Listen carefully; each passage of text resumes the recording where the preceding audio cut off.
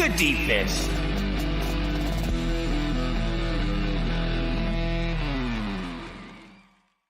What up, and welcome back to Split the Defense Leafs post-game presented by Laforest Electrical Contractors, serving Kingston and the surrounding area since 2004.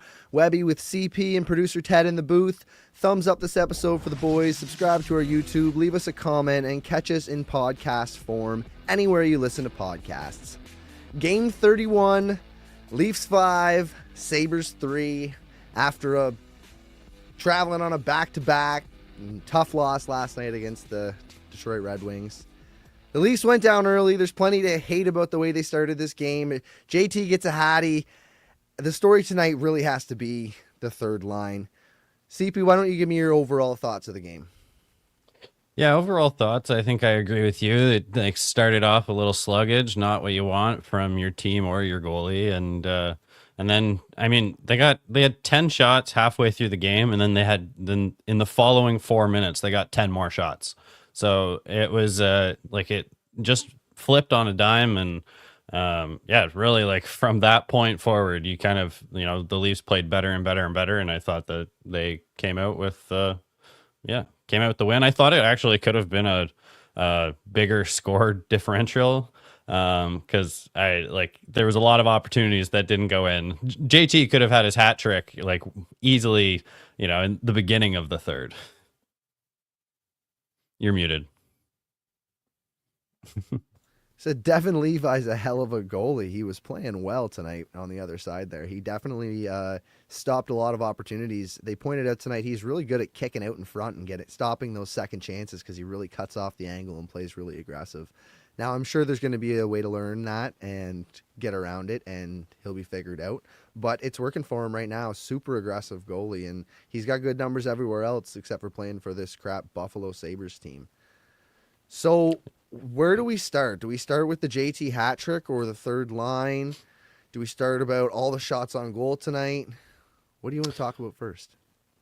I mean, I guess I don't know. Yeah, let's start with JT. We already mentioned him. I think that, yeah, JT kind of had one of those flashback nights where it looked like he was 10 years younger and playing for the Islanders or his first couple of years with the Leafs. And yeah, just everything you want from him, his foot speed, his hands, he's putting them in, gets a lucky one off his leg to get it all started. So yeah, you love to see that from Tavares. And it all kind of, I feel like a lot of the momentum swing came with line changes, like they switch up the lines and he seemed to said get rid of Willie and he put the line on his back basically, and the whole team I think benefited from the line switch up. So what were the lines switched up to? I didn't even really notice or pay attention to that.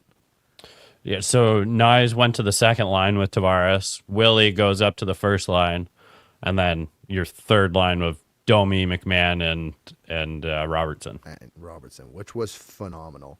Yeah. JT tonight, stick on JT here, has a hat trick. Dusts Bowen Byram, absolutely dekes him out of his pajamas, looking like old school Tavares, but you wonder how many more nights does he have like this? Like, is this now like the pressure's off? And he's played a little bit differently and a little bit better this season than last season and even a couple seasons before. Go back to his 40-goal season. After that, there was a decline, and it seems like he's got a little bit of an extra spark. Maybe he's settling into more of a different style of play better. Like, I don't know. What do you think about it? What do you think it is about JT that's being so good this year? Yeah, there's a few things. Like the first thing that came to mind at the beginning of the season when we saw him playing really well is I thought he was trying to prove himself to make Team Canada. That's kind of what had been in the back of my mind. Like, that's the reason why he went and played at the World Championships after the playoffs. And like, I just always thought that was kind of it. But you definitely, maybe he's trying to make the B squad or be the first man in if an injury happens. I mean, Mark Stone's on the team, so you never know what will happen. And so, yeah, I mean, it could be a little less pressure without the C. He's on a contract year. Like, even, the guys that you don't think are going to perform on a contract year seem to get a little more juice and feel like there's a little bit extra to prove. So, and I think the fan base in general has kind of lighten their grip on Tavares and what that contract is. I think because we can see what like the next year is going to bring a totally different story.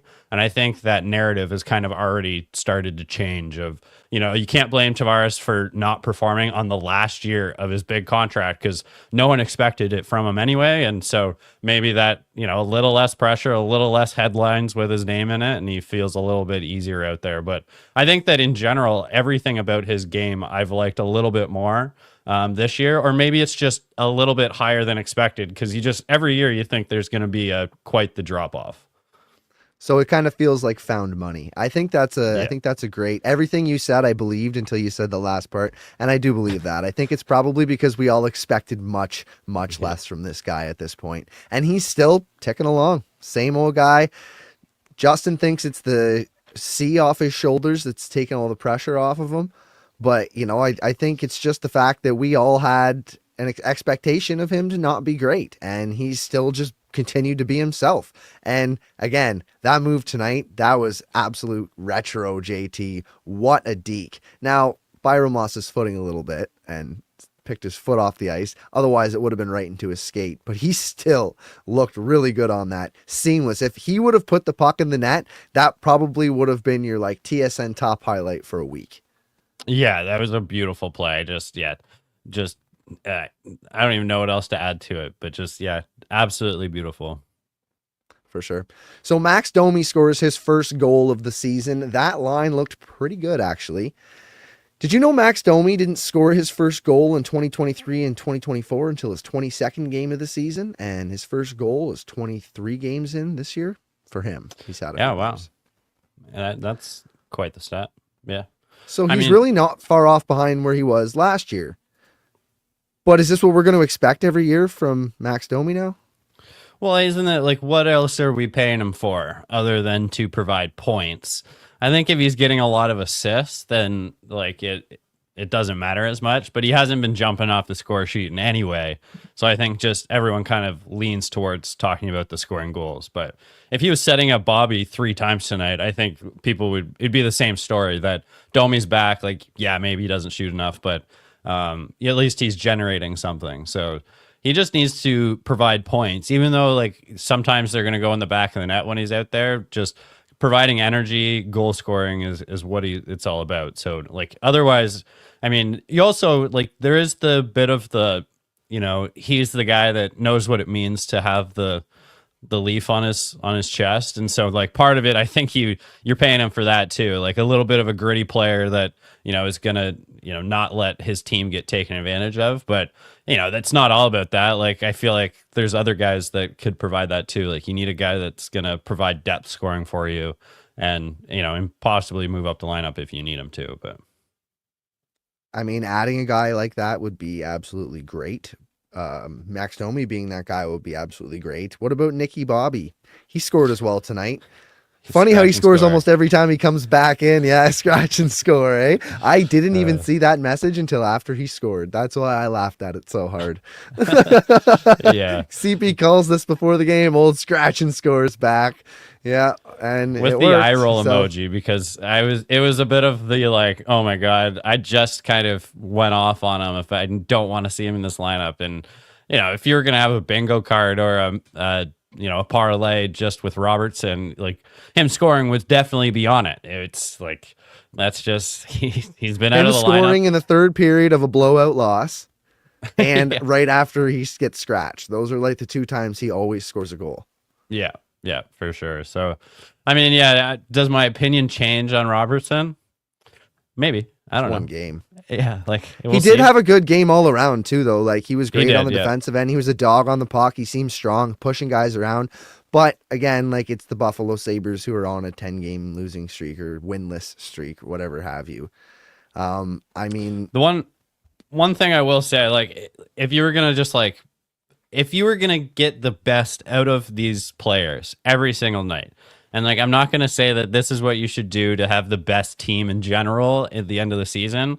But if you just individually wanted the best out of each player, I think that you would do multiple things here. Okay, stay with me. You would swap Domi from center to wing every single game. Okay. every other game you would scratch Robertson. What was my other one? 40-goal pace. Yeah, William Nylander would play on a different. He'd play every night, but on a different line every single night. And I forget what my last one was. I had one more. Either way, Holmberg though would be your in and out of the lineup as well with Robertson, because I also feel that Holmberg gets a little bit extra when he feels like his ass is on the line a little bit. So I'm not saying that all of these things would make the best team, but like it's so weird that all of these players seem to need some sort of a mix up for them to get their game going. And then, you know, Willie a little less so. He gets to go for a little bit more of a stretch than Robertson does, but it just seems like, yeah, especially Willie, you move him around and you're just getting a little bit more from him. And like, he's a guy that's also said he needs to be called out once in a while. And he's honest about it at least. But yeah, you see him get bumped up to the first line tonight, and he's playing way better than he did last game on the second, or even the beginning of the game on the second line. You know, it's like Robertson has that same identity, but he's just not able to bring it as much as Willie does. Obviously, just the skill set's not there. But it's weird that just can't. They settle in even though they don't mean to. So that is your wish list for Berube Claws, we should call them. You should write your list for Berube Claws in the comments. This is what I want for Christmas. Should be changed for this team permanently to make things flow better. Now, Bobby McMahon got 2 points tonight. Nicky Bobby got 2 points tonight. Max Domi got 2 points tonight. Is that a third line? I don't know, man. Like those, like I was saying last show. Yeah, like last show I was saying that like something had to switch, and I didn't know what the combination was of the players. Like I was pretty sure that at least two of the players we have could fit on this third line. Just who are they and what's it going to be? But yeah, like you kind of found lightning in a bottle a little bit tonight, but I'm not so sure that that's a line that I'm going to see that from like for 40 games, you know, like I feel like that's something that worked tonight. Tomorrow, it probably won't. The game after that, it might, you know, like it's a bunch of guys, or at least two guys that I feel like you're not sure what you're getting every single night from. So Domi and Nick Robertson just kind of both clicked tonight on the same night. Bobby's the only one that I think like is more consistent. Bobby McMahon does the same thing every night as long as he's got the legs to do it. But he skates fast. He tries to get a puck on net, gets into a corner. And actually, Bobby threw a couple of hits tonight. So that's one thing that I feel is always lacking from his game. But, I mean, he was bringing it. Oh, yeah. I'm here preaching all the time. You're big and strong and you skate fast and skate well. Throw your body around every now and again. Yeah.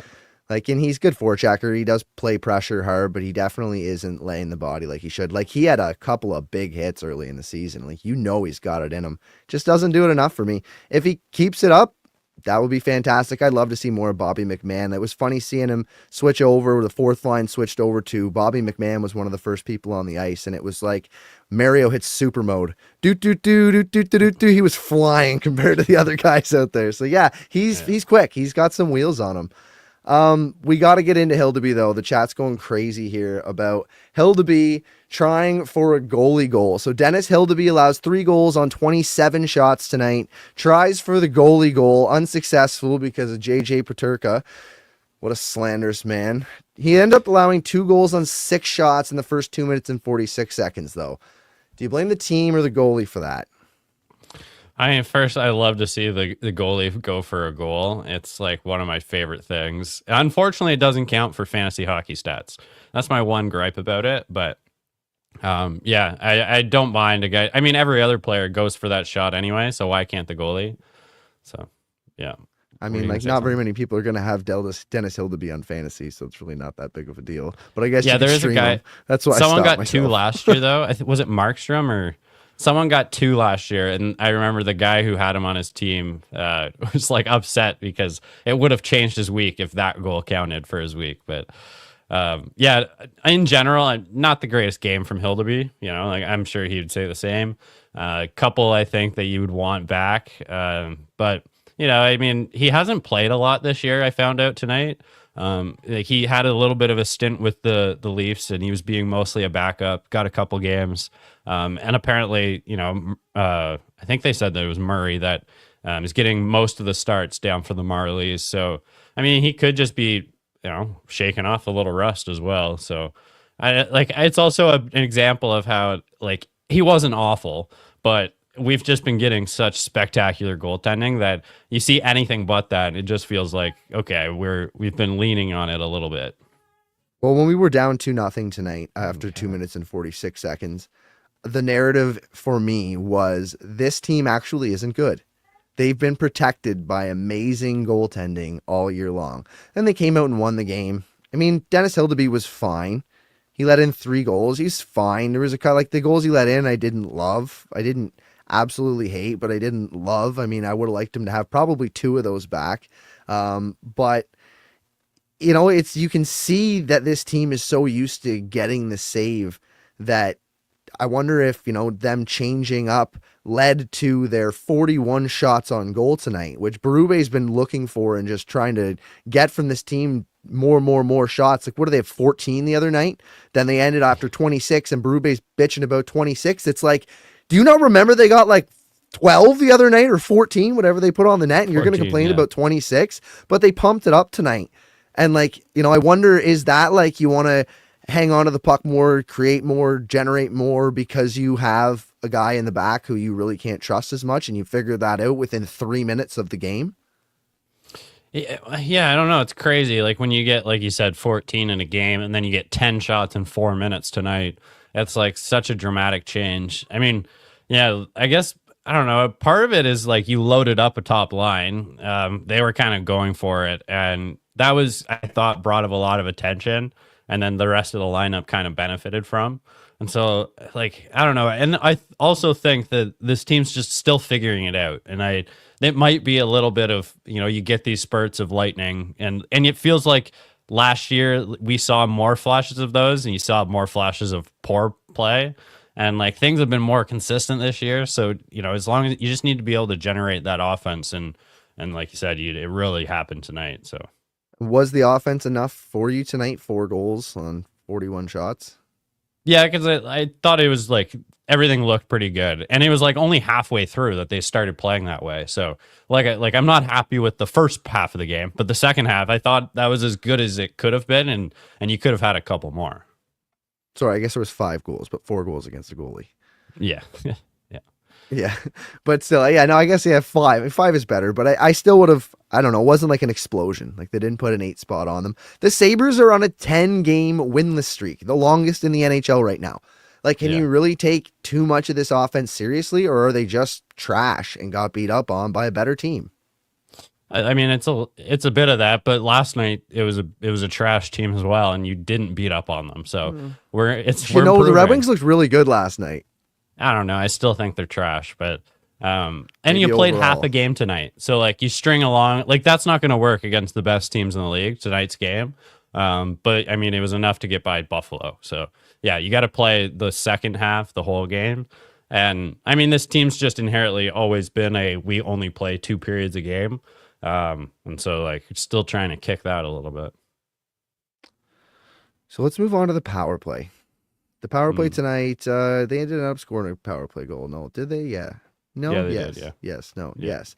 Yes, no, yes. Anyways. They did. I forget which one, but looked really good. Oh, yeah, the JT tip. Yeah. Yeah, looked really good. Yeah, Matthews firing it down off JT's shin. Yeah, that was the one. Mm-hmm. That's the one. Yep. That power play, Morgan Riley's back on. They were moving tonight. They were running around. They were looking dangerous tonight. Again, I hate it because I'm like, how much do I put into the fact that this is the 10-game winless Buffalo Sabres right now? Like, are they just trash, or can we read into how dynamic and how dangerous this power play looked tonight? Yeah, I think I like the process. Like last night we were seeing Marner moving around more, and you saw it again tonight. And I think if you put that little, dotted line tracker on Marner again and played a 30-second clip of that power play, he makes it all the way around. There'd be scribbles all over that ice. So yeah, I think it's the process is good for me, even though it's not like getting 2 or 3 a night. Pot 1, it looks good. I'm not sure if it's Riley being on there that makes a difference, but it's working, so you better stick with it. It's like night and day to what it was last week. And can it be so obvious to the players now? Like you're looking at like, okay, we're getting a couple now. It's not looking totally awful. So what are we doing different? Like, okay, we're moving around a lot more. We're getting pucks towards the net. Like even when we're not, like it's not just pass to pass. Like we're all just standing flat footed. Like it's, maybe Marner carries it for 10 seconds, but he's taking it around the zone. Matthews has changed positions a couple times. Yeah, so I think even if it's not a ton of shots, it's still looking way better, and you're getting these setups for nice shots and opportunities. Absolutely. What about the end of the game? I know it really didn't matter, but there was a delay of game penalty, and they called it a delay of game penalty, and then they overturned the delay of game penalty. How did the refs fuck that up? Did they not get a chance to look at that after they made the initial call? Like, what took so long in the first place? They just went around, what did you see? What did you see? And then messed it up and then went and looked at it after. Like, I really don't understand how you screw that up in the first place. If you're going to take that long and waste that much game, then just go look at it in the first place. Like, I really don't understand that. They got to not use review before they go to review, even though it's going to be reviewed anyways. Like, it's a waste of time. Yeah, I totally agree. They haven't been able to mix the technology and old school refereeing well enough. Like you said, they go in, they talk about it for 2 minutes, but when they could just, even if there's someone up in the boardroom that's already has the answer too, it's like, just go over to the stupid microphone and ask the guy. Like we've all seen it. If you watch it close enough once, it's like, okay, that should be called back. But yeah, why talk about it to then it just be challenged? We've now wasted 5 minutes of our lives here. So yeah, I think that is a play that could be challenged. I'm not totally against the reviews. I hate goal reviews mostly because it's like I'm not sure when to celebrate. It's like I've done a full celebration for a goal and then it's offside by a millimeter. That kind of pisses me off. But for a penalty, if you can just walk over and get the right answer, like it seems as simple to me as the strike zone in the MLB. Like I'm not asking to get rid of the umpire. I'm asking for someone to just tell him in his ear if it was the right call or not. I'm not sure why it's so hard to do. Because the strike zone, I don't know, the strike zone's a little different. There's no physical lines for the strike zone. There's physical lines on the ice. Like, right? There's no edges physical lines in the air. Yeah, I know, but guys, different. Yeah, we're not even getting into that. This is not a baseball podcast. But yeah, no, that's a great point. Moving on here, Scott Livingston. Thanks for joining us, Scott. He says the Sabres didn't have a strong forecheck. Not surprising they're winless in 10. I've noticed a few coaches are trying to copy Florida's strategy of strong forecheck and quick transition. And do you think Berube is one of those coaches trying to adopt that style? I think it's always been Berube's style of hockey. But I think also the league always adapts to whoever won the cup last. Like it's an overused slogan, but it's a copycat league. Everyone goes, and if Big D okay, I'm not going to let myself get clipped here. If a large defenseman are the reason that you won the cup, everyone will go out and get themselves a large defenseman. If it's a killer power play, they'll load up on, like, everyone will try and get the best power play quarterback. Like, yeah, if it's forecheck and quick transition, that's what they're going to coach. So I totally agree with Scott. That's just basically how this league works. So, well, it's taken them to 2 cup finals and they won one of them. So yeah, even if it's like, it wasn't even like a one and done, like they went deep in the playoffs twice using this system. And you're right, it's a copycat league, so I don't see why not. And I would think from what I see that sounds awfully a lot like what the Leafs are trying to accomplish. So I think that's all I got for this game though here.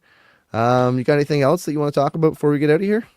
I like what Forrest just said here. Mitch is looking unreal. I know this will bite us in the ass later, most likely. Hopefully not. I've been like, it's hard not to fall in love with Mitch Marner's game right now. He's playing like maybe like a top 2 or 3 player in the NHL. I'm not sure if you watched McDavid lately, but he's not really popping off like McDavid normally does. Like watching Mitch Marner at his peak at the moment is some of the best hockey.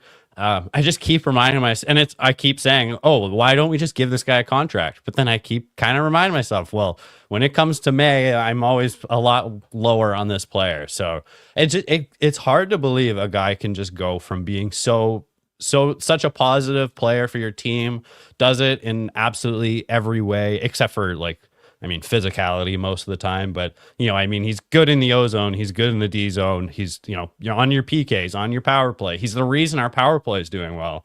But am I comfortable with giving him a huge contract right now? Like, it seems stupid to say no, but I still feel like what's it gonna come down to at the end of the season? But if we $13.5 million. Yeah, like that's what it's going to come down to at the end of the season. If he signed for 12, like I think that I wouldn't care so much. If he wants to get the biggest contract, that's where I guess you're kind of, you don't have a choice but to kind of walk this out. But yeah, I don't know. It's just tough to think that this guy could possibly walk, even though but everything's going for you. We are his favorite team, but still. You know what? Right now, all that matters is he plays for us. Yeah. I'm just so choked up about contract year or not. I don't care if he wins a Stanley Cup in a contract year because it's a contract year. I do not care if that's what it took. Don't sign him until he wins the cup. That's all it took all this time. So you're telling me if we didn't sign these guys until they would have played their asses off and already won us a cup? I don't know. Whatever it takes, man. Whatever it takes. I don't mind waiting to the end of the season, but I also do worry about how much that number is going to rise the better that he plays. And what if he pops off and he just is like the best playoff of his life? All these bad years in the playoffs, but this year he's just like a monster. What are you going to do? You're just going to trust that all of a sudden your mind's changed? Yeah, you also never want to give a contract to a guy who's playing at his peak. And I think we just did that last year with Willie. If you had waited a month, you definitely could have saved $1 million or so. Like the play just dropped off after a crazy 2 months. And then, it's just, and you're seeing the same thing. And, sorry to switch it to baseball again, but, Vladdy, you look back and it's like, oh, we should have signed this guy a year ago, like 2 years ago. And now we're getting pinched and it's going to cost the most because we're getting walked to free agency. And so I don't know. I think there will be a time in this year where Mitch isn't playing at this level of hockey, and you can kind of we won't be like this strung out about him playing so well, but yeah, it's just he has been just so amazing. I want to call him just like a franchise player and the face of this team, but again, you got to remember what's happened every other year. So yeah. Scott says he might get his 100-point season. It's looking like it. He's been close. 99-point man. Yeah. We'll see if he can do it. I think he will do it. I think he's going to put a stupid amount of points up, 110, 115 or something stupid. And then they're going to be talking about his contract all summer long. That's all we're going to talk about. Well, it's a good thing. Gives us something to talk about. So the next game we have coming up Wednesday in Dallas at 7:30. So we got a couple days off here. We didn't talk about the defense. Oh, okay. Go ahead and back to the defense game if you want to. I was just saying last show that I wanted to see a switch up, and that's what we got. We got a switch up. We did. Philip Myers playing with Riley. He got a lot of minutes. Actually, just him being in the lineup was the switch up, but they switched the lines as well. And so it was OEL and Tanev. You got my twos pairing, the McCabe and Benoit together. I mean, I liked it a lot better. I don't know, like Philip Myers, I just like in general a lot better. It's no secret here now as of a couple podcasts ago. And yeah, I really like the switch. We'll see what they go to next game, because it took a bit of period for them to do that. But yeah, I did like the switch on the back end too. It looked solid. I don't have any major notes written out from the defense. That's why I didn't bring it up, but they looked just fine. One thing I did forget to talk about is how do you feel about Fraser Minton being the one to take a scratch? I thought maybe Holmberg. Yeah. I mean, it's something that I definitely don't want to see Fraser Minton healthy scratch too often. I mean, I'd rather see him get sent down to the sent to the Marlies. But yeah, I mean, it's hard to argue with when your third line plays so well. So yeah, I don't know.